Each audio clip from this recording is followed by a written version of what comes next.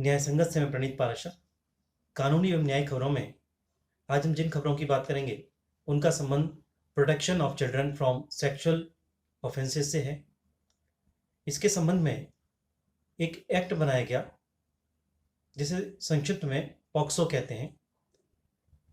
इस एक्ट का नाम था the protection of children from sexual offences act 2012। इस एक्ट में क्योंकि बच्चों से संबंधित यौन अपराध, सेक्सुअल अपराध काफ़ी हो रहे थे, तो विधायिका ने इस अधिनियम में काफ़ी कड़ाई से प्रावधान को शामिल किया, जिसमें अभियुक्त की जमानत के प्रावधानों को भी कठिन बनाया गया, दंड के जो प्रावधान थे वो भी कठिन किए गए। साथ ही ये सोचा गया कि दंड के भय से जो अपराध इस तरह के हो रहे हैं वो समाज में न हो सके। इन मामलों को ध्यान में रखते हुए यह अधिनियम पारित किया गया। इस पे दो खबरें जिन पे हम आज बात करेंगे। पहली खबर दिल्ली उच्च न्यायालय से है।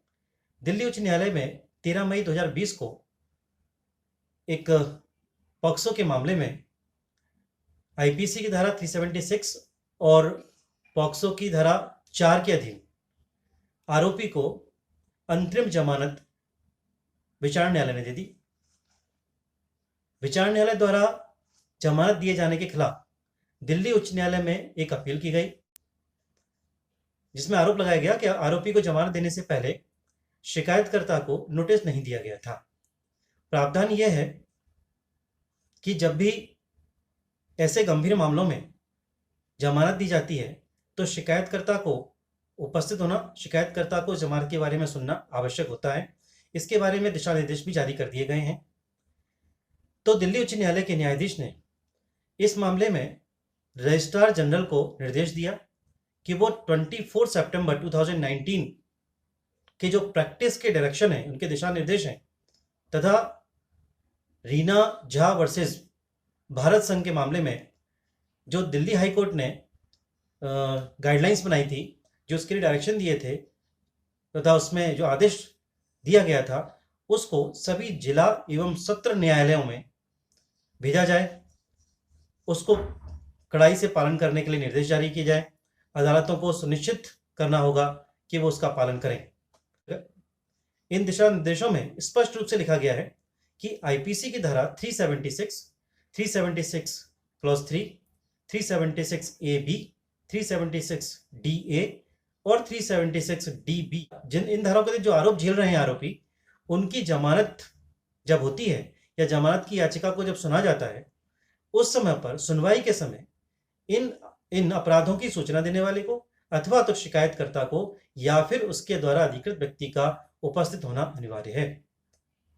अतः दिल्ली हाईकोर्ट ने निचली अदालतों को यह निर्देश जारी करके स्पष्ट कर दिया कि आवश्यक रूप से उनको इसका पालन करना है। इसी तरह का एक मामला कलकत्ता हाईकोर्ट में भी निर्णित हुआ, जो 13 मई 2020 को ही निर्णित किया गया और पॉक्सो एक्ट के अंतर्गत जमानत के संबंध में ही था।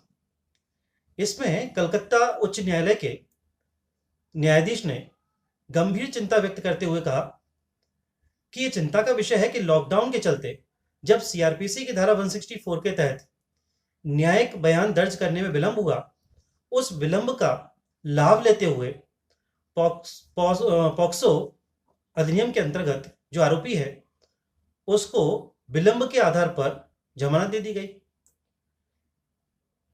उच्च न्यायालय ने जिला न्यायाधीश को निर्देश जारी किया कि वो सुनिश्चित करें कि बिना किसी देरी के पॉक्सो से संबंधित मामलों में सीआरपीसी की धारा 164 के तहत बयान दर्ज किए जाएं और उसमें कोई विलंब ना किया जाए। इस मामले में West Bengal commission for protection of child rights की रिपोर्ट के आधार पर उच्च न्यायालय में न्यायाधीश महोदय ने इस मामले पर आशंका व्यक्त करते हुए अपने विचार रखे कि आरोपी को सिर्फ इसलिए जमानत दे दी गई कि आरोप पत्र दाखिल होने में वैधानिक अवधि उसकी समाप्त हो गई थी। इस तरह से पीड़ित और गवाहों में एक भय पैदा हो जाएगा और आरोपी को इन प्रावधानों का लाभ मिलेगा।